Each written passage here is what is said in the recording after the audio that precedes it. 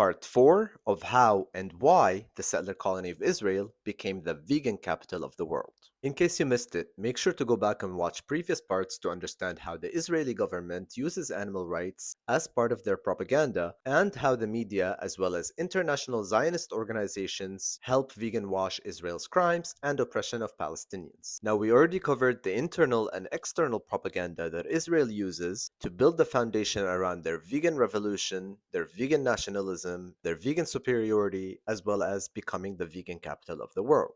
And as I said before, a lot of these events are happening simultaneously. This video focuses on how Israel uses veganism as part of their national identity in order to be promoted and seen globally as a leader in vegan food tech, in order to attract investments in its oppressive economy, but also to push for more Jewish outside of Israel to want to come to Israel. From the years 2017 to 2019, a lot of events took place that pushed for global attention on Israel as the vegan capital. This included Vegan Birthright trips, which are exclusive to Jewish vegans, which, by the way, Uri Shavit, who we discussed previously, was part of the organizers of this event in partnership with Hillel, for foreign Jews that would visit Israel to see how vegan friendly it is, so that they can potentially want to settle on occupied Palestinian lands. Shavit was also interviewed by The Forward, a news publication dedicated to Jewish people all around the world. And in the interview, she says, "The fact that they, Israelis, cannot affect the political situation in Israel and solve the ongoing conflict drives them towards finding another way to make the world a better and a much more peaceful and non-violent place."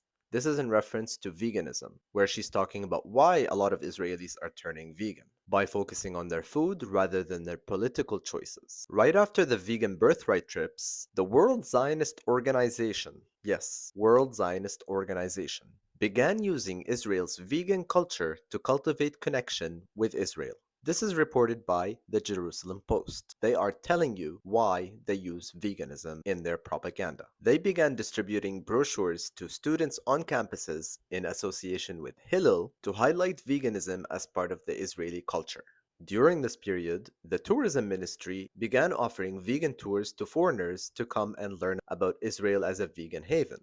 In 2017, they invited foreign journalists to accompany a writer from Israel 21C, where they visited Israel and learned all about its vegan-friendly cuisine, which is stolen from Palestinians, and all its vegan initiatives and animal rights advocacy, so they can go back home and write about it in their news publications. Another example of Netanyahu using animal rights to push it as part of Israel's national identity is a situation that happened in 2017, where his dog bit somebody at one of his parties, and apparently she was subjected to a 10-day quarantine far away from her family. And Netanyahu wrote on Facebook, "The law should be changed. It has flaws incompatible with logic and compassion."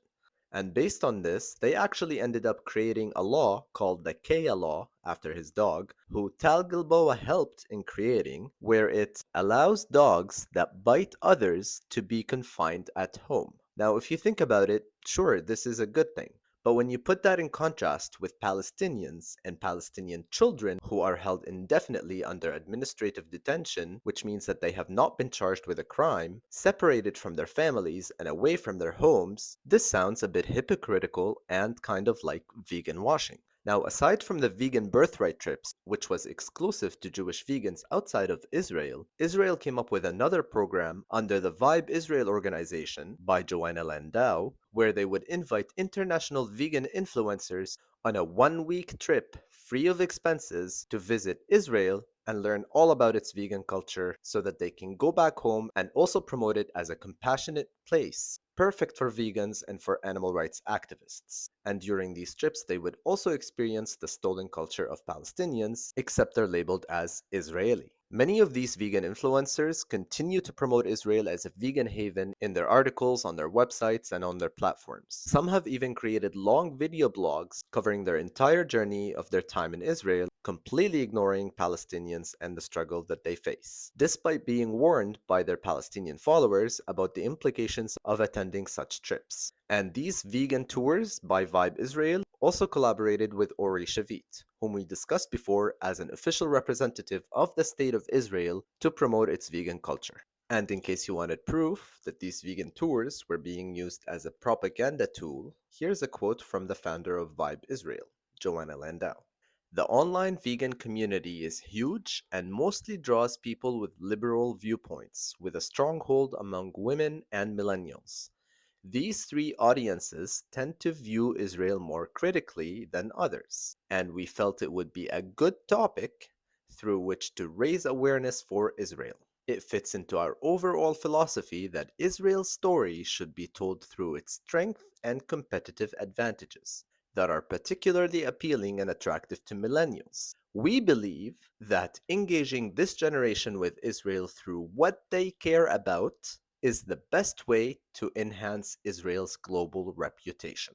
These vegan tours was in 2018, and like I said before, this is an important date because after all of these vegan tours, Israel would find an increased amount of investments in its alternative protein and vegan food tech industry. According to the Good Food Institute, between the years 2018 and 2020, investments in alternative protein companies in Israel increased eightfold from 14 million in 2018 to 114 million. Now, this isn't solely because of the vegan tours, but it certainly contributed to it. And we'll talk about the other factors later on. By the way, those vegan tours by Vibe Israel, where they invited international vegan influencers on a paid trip to Israel, happened during the Great March of Return, where hundreds of thousands of Palestinians in Gaza peacefully marched towards the border, protesting for their internationally recognized legal right of return to their homeland.